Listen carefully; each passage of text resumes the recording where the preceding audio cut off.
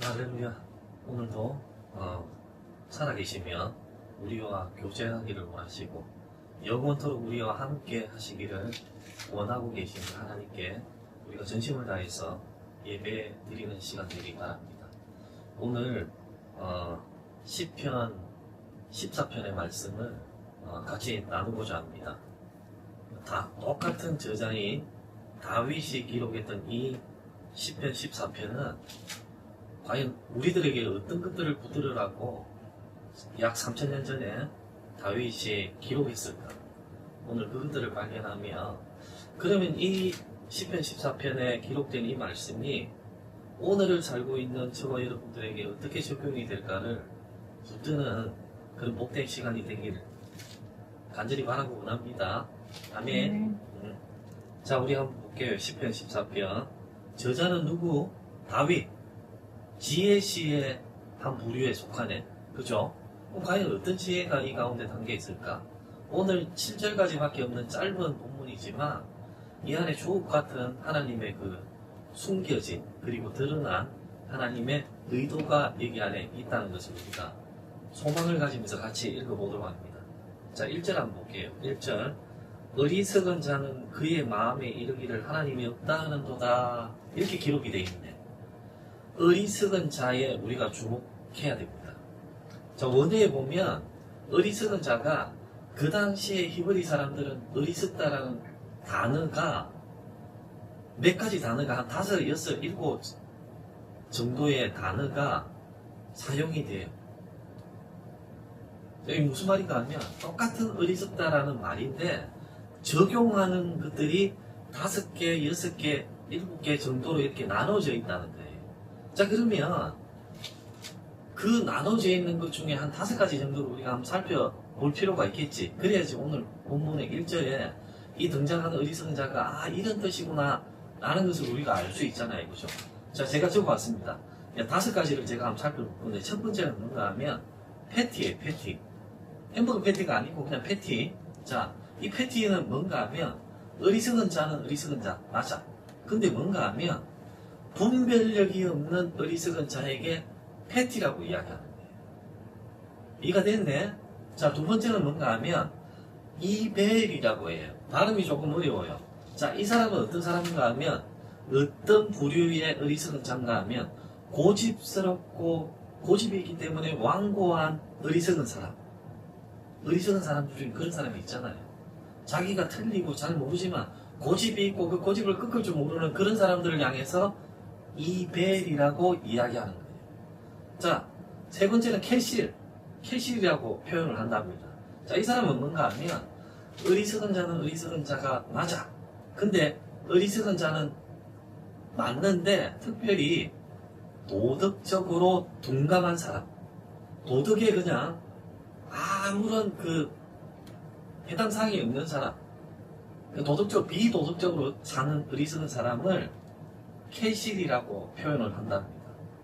그리고 레츠라고 한다는 말이 있어요. 자, 이 말은 뭔가 하면 레츠라는 말을 하기 전에 오늘 기록된 이 어리석은 자에 해당되는 나발이라고 표현하는 이 단어가 중요해요.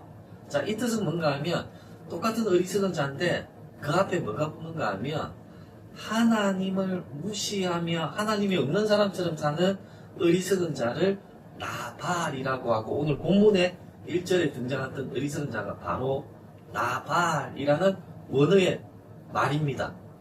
자, 그리고 마지막에 레츠라는 말이 있어요. 이 말은 어리석은 자 중에 최고 앞에서 이야기했던 어리석음을 모아서 이 표현한 것이 바로 레츠예요.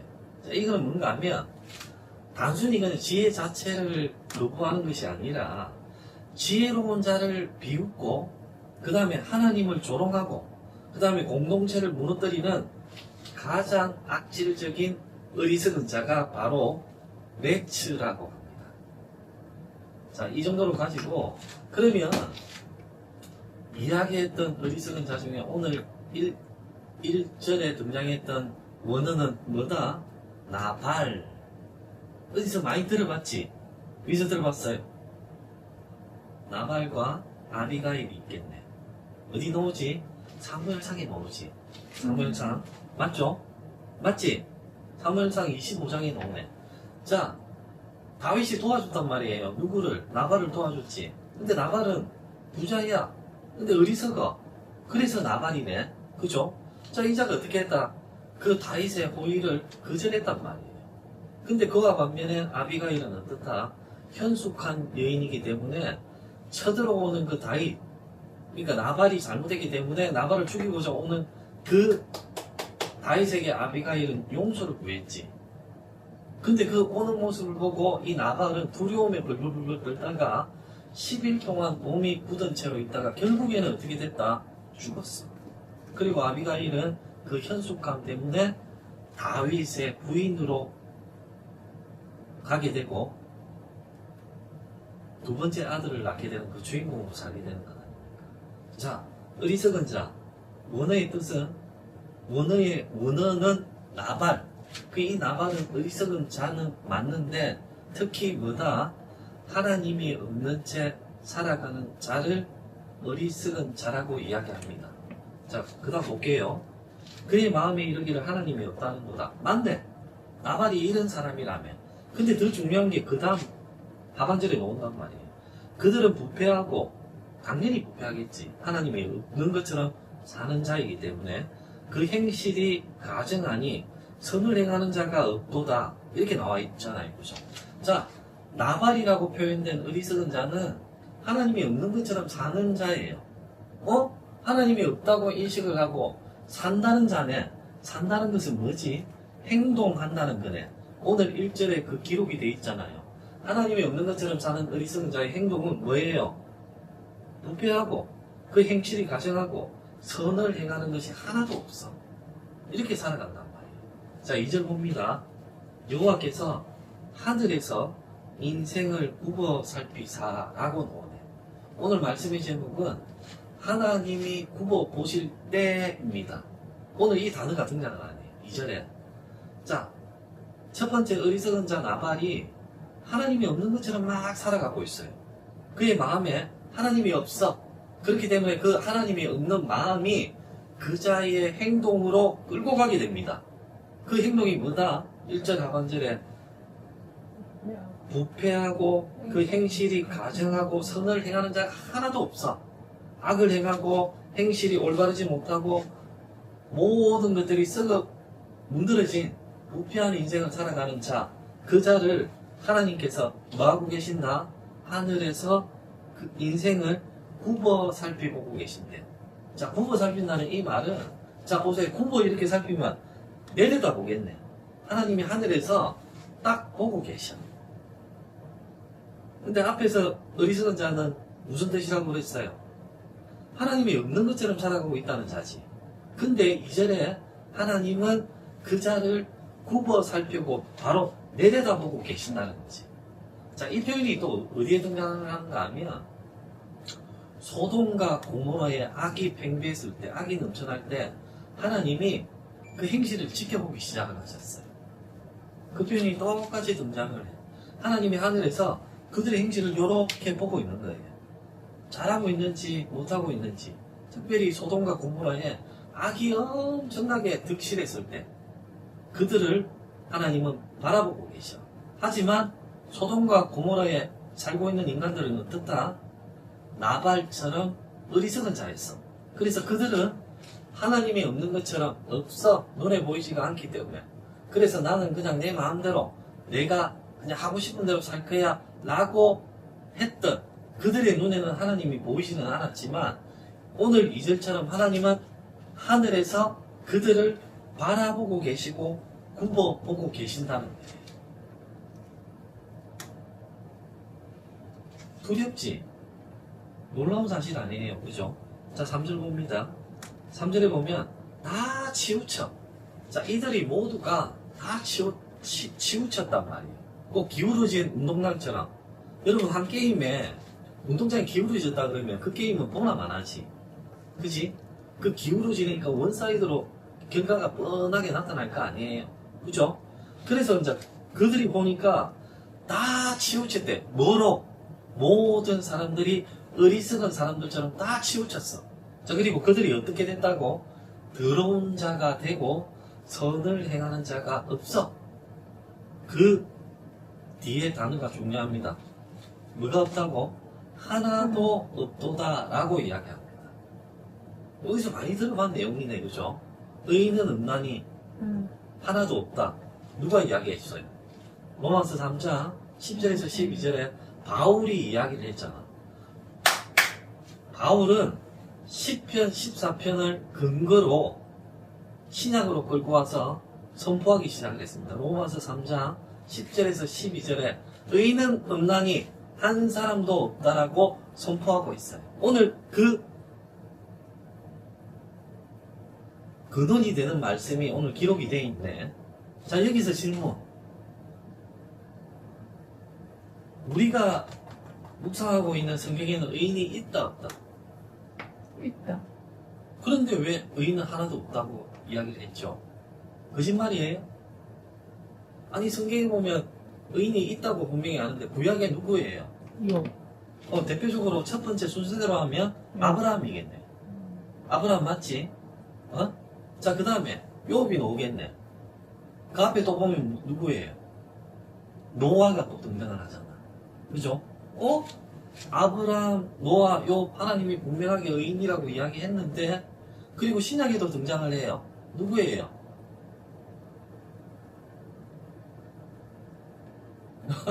잘 몰라? 몰라.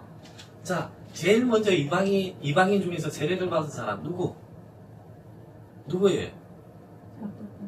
아니, 이방인 중에 제일 먼저 몰라? 자, 볼게요. 자, 봅시다. 심각합니다, 이거. 자, 볼게요. 자, 우리가 구약에서는 우리가 너무나도 잘 알고 있지. 근데 신약에서 보면 딱 누가 나오는가 하면 자, 이 많이 들어봤을 거예요, 여러분. 자, 누군가 하면 고넬료라고 들어봤을 거예요, 고넬료. 그죠? 자, 그리고 또 그 앞에 또 한 사람이 두 사람 부부가 나와요. 누군가 하면 예수님과 뗄래야 뗄 수 없는 누구의 세례요한의 엄마 아빠. 누구예요? 세례요한의 엄마 아빠. 누구예요? 누구? 엘리사벳은 들어봤지? 그죠? 남편은 누구예요?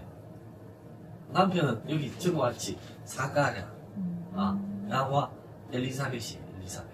이 사람도 의인이라고 표현이 돼 있어. 그죠? 자, 근데 또 놀라운 신약에 우리가 신약에서 베드로 전서를 보면 이 베드로가 좀 희한한 단어를 적어놨습니다. 베드로부서 2장 7절에서 8절에 보면 한 사람을 의인이라고 소개하는데 좀 깨는 이야기예요. 이게 뭔가 롯을 의인이라고 이야기해요. 자, 한번 읽어볼게요. 롯을.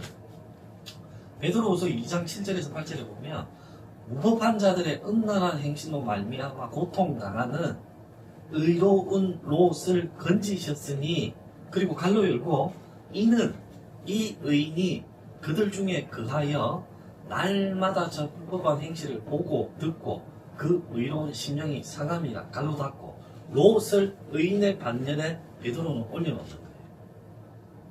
자, 그럼 다시금 앞으로 이야기를 와서 성경에는 방금까지 이야기했던 여러 사람들의 의인이 등장하는데 왜 그러면 오늘 본문은 의인은 한 단어도 없다고 이야기를 할까? 무슨 이유일까? 잘 모르겠죠.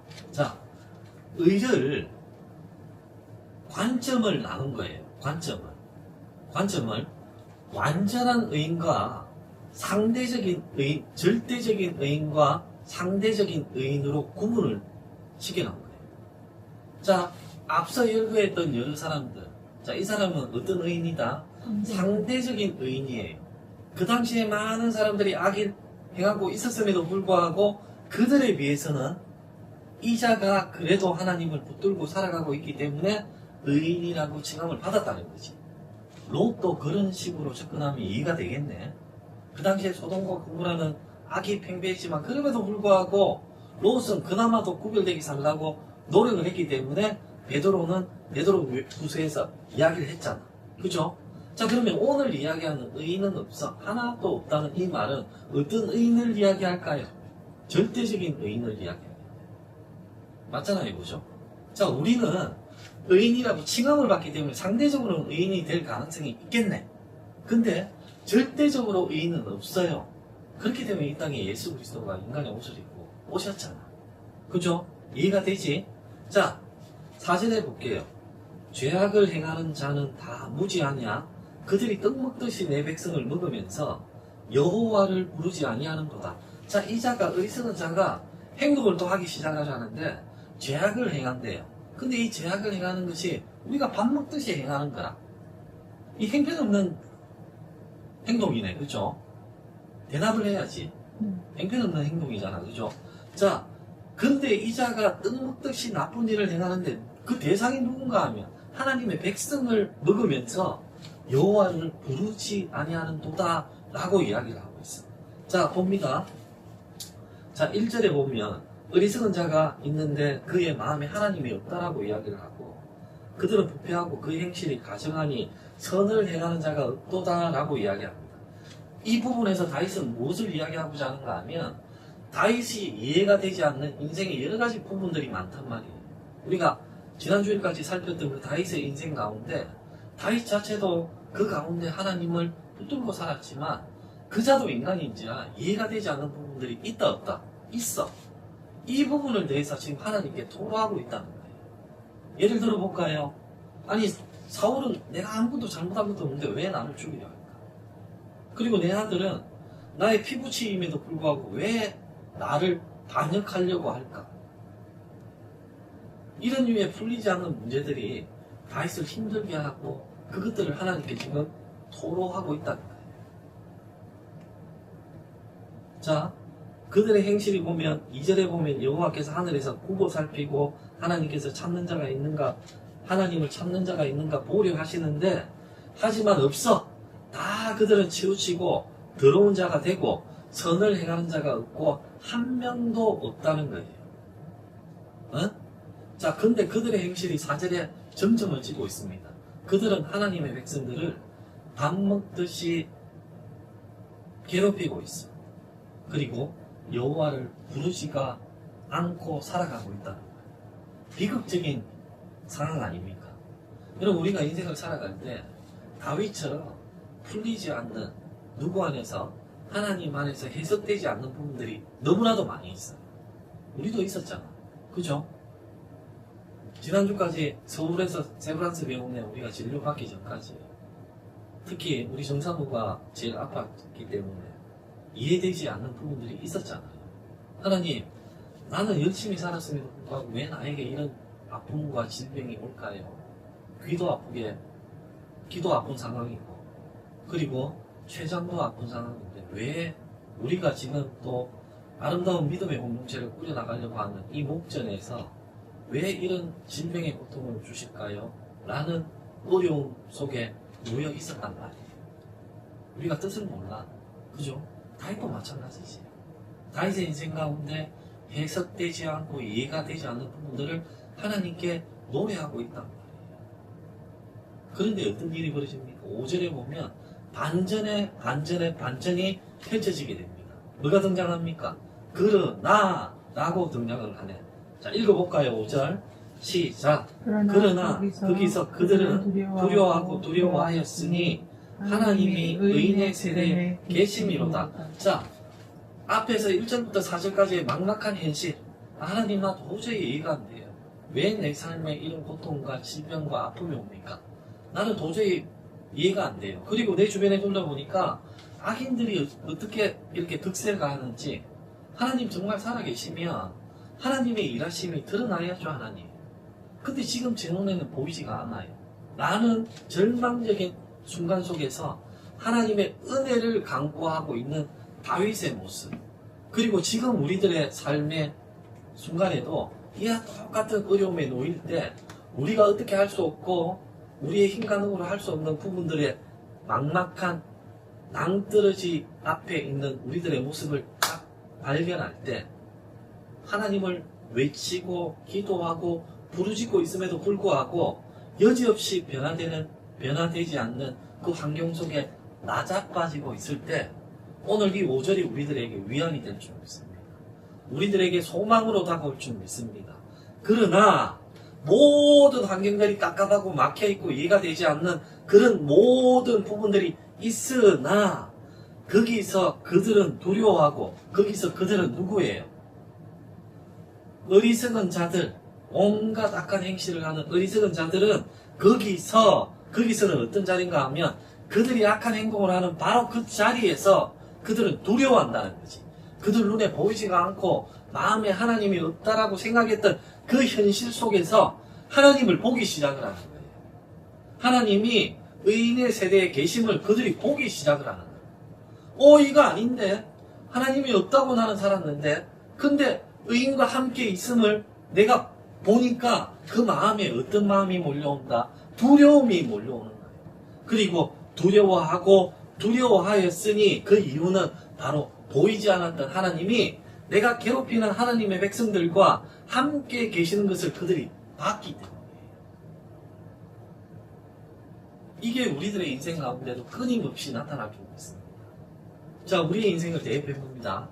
정상모와 저희 인생에 한번 대입해볼게요. 아픔의 순간들이 지나갈 때, 어려움의 순간들이 지나갈 때, 또 만약에 세브란스 병원에 가서 그 주치의가 그 췌장을 잘라내자라고 이야기를 들었으면 우리의 마음은 어땠을까요? 내려오는 발걸음이 어려웠겠지. 하지만 역전의 하나님, 그러나 하나님께서 하나님을 찾는 자들과 함께 있으니까 그 똑같은 결과지를 해석하는 부분들이 완전히 바뀌었다. 그래서 수술은 안 해도 되고 6개월 동안 관찰하고 경과를 지켜보자라고 말씀하여 주신 거잖아요. 다윗의 인생에도 역사하셨던 하나님. 그러나로 하나님이 없는 것처럼 사는 그 세상에 악이 팽배하고 어려움이 가득한 이 세상에 하나님께서는 그럼에도 불구하고 굽어보고 계시는 그때가 우리들에게 말씀하여 주시는 때야. 혹시 어려움 당하고 있는 사람이 있습니까? 힘든 중에 허덕이며 살아가고 있습니까? 어쩌면 큰 어려움, 작은 어려움, 종류를 분별하고 우리는 하나님을 믿고 예배를 드리고 신앙생활을 한다고도 하지만 우리의 인생에 이런 어려움은 끝이 없을 것처럼 밀려오고 있습니다. 그래서 어떨 때는 그 어려움이 주는 그 위압감에 주저앉아서 하나님이 없는 사람처럼 또 주위를 두리번거릴지도 몰라요. 그리고 하나님을 찾기보다는 능력이 있는 인간을 의지하며 그 사람을 찾고 그 사람에게 도움을 구하면서 살아갈 줄 모릅니다. 하지만 그러나 그때 하나님께서 굽어보고 계시고 하나님께서 마침내 의인과 함께하여 주시고 그 의인을 괴롭히고 하나님의 백성들을 괴롭히는 그 어리석은 자를 하나님께서 반드시 멸하여 주심을 믿고 나아가는 저와 여러분들이 되기 바랍니다. 아멘. 그리고 오늘 본문에 보면 또 재밌는 표현이 등장합니다. 1절에 보면 하나님이라고 표현이 되어 있지. 그죠? 2절에 보면 여호와도 있고 하나님도 있네. 그리고 3절에 보면 없네. 3절에는 4절에 보면 여호와라고 표현이 되어 있고 또 5절에 보면 하나님이라고 표현이 되어 있어요. 하나님이라고 표현했다가 여호와도 표현했다가 혼재가 되어 있을 때도 있고 왜 이렇게 똑같은 말을 이렇게 두 단어로 표현을 했을까? 의문이 들지? 들어요 안 들어요? 들지? 자, 정리해 줄게요. 제가 간단하게 정리를 해줄게. 자, 그 당시에 하나님을 지칭하는 말들이 몇 가지가 있었습니다. 오늘 등장하는 여호와, 그 다음에 하나님, 이 단어는 여호와는 우리가 야훼라고 알잖아요. 그죠? 바로 그대로 이야기를 했네. 근데 하나님이라고 표현된 거는 어떨 때 이들이 하나님이라고 표현을 하는가 하면 창조주 하나님, 그 다음에 심판의 하나님으로 생각할 때 표현을 하나님이라고 표현을 하는 거예요. 자, 그러면 여호와는 뭘까? 야훼라고 이야기하는 여호와는 하나님과의 언약의 측면에서 표현을 할 때, 관계적인 측면에서 표현을 할 때 여호와라고 표현을 하고 있습니다. 자, 그러면 오늘 14편에 기록된 하나님 여호와를 살펴보면 처음에는 뭐라고 시작을 해요? 하나님으로 시작을 하네. 자, 그 하나님이 어떤 관계일 때 쓰인다? 창조주 하나님이고 그 다음에 심판하시는 하나님이고, 신실하신 하나님, 그 다음에 음하신 하나님, 공정하신 하나님, 그 하나님이 여호와라고 또 기록이 된 것을 보면 그냥 율법에 매인 하나님이 아니라 이제는 우리와 관계하시며 우리의 인생의 힘듦을 외면하지 않으시고 야훼 하나님으로 우리와 만나고 계시는 하나님이라고 표현을 하고 있잖아요. 이해가 됐어요? 자, 6절에 볼게요. 너희가 가난한 자의 계획을 부끄럽게 하나 오직 여호와는 그의 피난처가 되시도다. 아멘. 자, 이때까지 하나님을 믿는 백성들을 어리석은 자들이 밥 먹듯이 괴롭혔네. 그죠? 그리고 의인들도 괴롭혔어. 내 백성 의인들은 하나님의 백성들인데 이들이 괴롭혔는데 5절에 보니까 없는 줄 알았던 그 하나님이 그들이 괴롭혔던 의인과 의인의 세대에 함께 계심을 그들이 보고 두렵고 두려워했다는 거예요. 자, 그래서 6절에 보면 너희가 가난한 자의 계획을 부끄럽게 하나 너희는 어리석은 자네. 가난한 자의 계획은 하나님의 백성이네. 가난한 자, 내 백성, 의인은 똑같은 부류네요. 그죠? 내 계획을 부끄럽게 하나 오직 여호와는 그의 피난처가 되시도다. 언약과의 관계를 맺고 있는 그 하나님이 외면하지 않으시고 밥 먹듯이 하나님의 백성들을 힘들게 하는 그들을 하나님께서는 반드시 만지신다는 거예요. 여러분, 이게 우리들의 소망이 됩니다. 그냥 힘듦으로 끝나는 것이 아니라 이 땅의 어려움과 아픔과 눈물과 어려움들이 많이 있지만 그럼에도 불구하고 하나님은 외면하지 않으시고 그 어려움과 나의 눈물과 질병과 고통을 하늘에서 굽어보고 계시고 결국에는 하나님의 때에 우리와 함께 하심으로 인해서 그 아픔을 그냥 외면하지 않으시고 우리의 그 아픔을 닦아주시고 들어주시는 하나님이라고 이야기하고 있는 거다. 그래서 그 표현이 하나님이 아니라 여호와라고 표현이 되어 있네.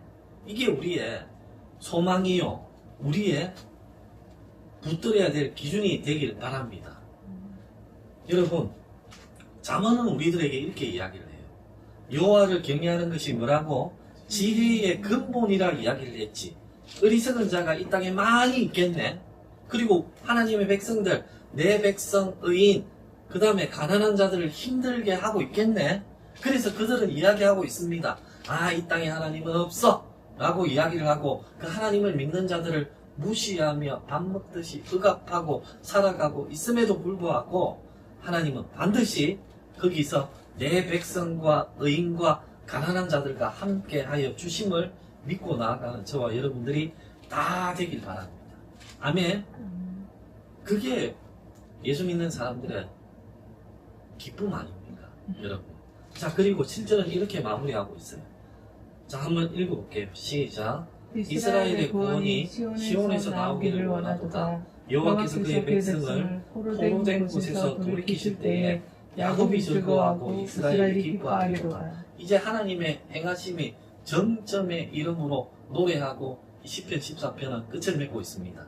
자, 그게 뭔가 하면 이스라엘의 구원이 어디에서 나온다고? 시온에서 나와. 시온, 예루살렘의 한 지명이에요. 자, 거기에서 나온단 말이에요. 이 시를 누가 지었다? 다윗이 지었지. 다윗은 시온성에 하나님의 언약궤를 모셨단 말이에요. 그러면 이곳이 뭐예요? 하나님의 임재가 있는 곳이네. 자, 그래서 여호와께서 그의 백성들을 포로된 곳에서 돌이키실 때에 야곱이 즐거워하고 이스라엘이 기뻐하리로다. 포로된 곳에서 돌이키실 때에, 그러니까 그 바벨론 포로의 귀환을 이야기하는 것이 아니라 우리의 그 어리석은 자 때문에 힘들어하고 어려움 당하고 또는 믿는 사람들이 질병 가운데 어려움 당하고 있는 이 모든 억압의 환경들을 이 다윗의 시인은 포로된 자라고 표현을 한 거예요. 그래서 이 포로된 곳에서 여호와 하나님께서 전능하신 그 여호와 하나님께서 그 포로된 곳에서 돌이켜서 다시금 회복시켜 준다고 우리들에게 소망으로 이 시편을 마무리하고 있는 거다. 참 위로가 되네, 그죠? 3000년 전에 지어진 이 다윗의 시편이 다윗 한 개인의 인생에 역사하신 하나님의 기쁨으로 끝나는 것이 아니라 이것들을 예배 때마다 이 노래로 찬양하며 그 가운데 힘들어하는 자가 이 시편을 통해서 위로받고 소망을 받고 다시금 하나님을 붙들어야지라고 일어서는 역사가 나타났고, 그리고 시간을 넘어서 지금을 살고 있는 저와 여러분들에게도 동일하게 임할 줄 믿습니다. 질병 가운데 있습니까? 그 질병을 하나님께서 외면하지 않으시고 하늘에서 굽어보시고 그 질병 가운데 하나님께서 분명하게 만져주심을 믿으시기 바랍니다. 관계의 끊어짐 때문에, 관계의 어려움 때문에 힘들어하고 계십니까? 야훼 하나님, 그 관계의 하나님, 하나님의 백성들과 여전히 관계하기를 원하시는 관계에 정통되신 그 하나님이 우리들과 함께 하시며 그 끊어진 관계를 회복시켜 주실 것을 믿으시기 바랍니다. 그리고 모든 어려움과 믿음의 그 절망 가운데 있는 사람이 있습니까? 동일하게 하나님께서 그 포로된 곳에서 다시금 돌이키는 기쁨을 누리시기 바랍니다. 우리의 힘과 능력으로는 할 수가 없는 모든 환경 가운데 어려움, 질병, 가난, 고통, 이런 모든 것들을 하나님께서는 능치 못함이 없으시기 때문에 우리와 함께 하시는 그 하나님을 붙들고 나아갈 때 하나님께서 반드시 우리에게 말씀하여 주시고 만져주시고 치료하여 주심을 믿고 나아가는 저와 여러분들의 인생이 되기 바랍니다. 아멘. 자, 이 시간 말씀을 생각하시면서 우리가 찬양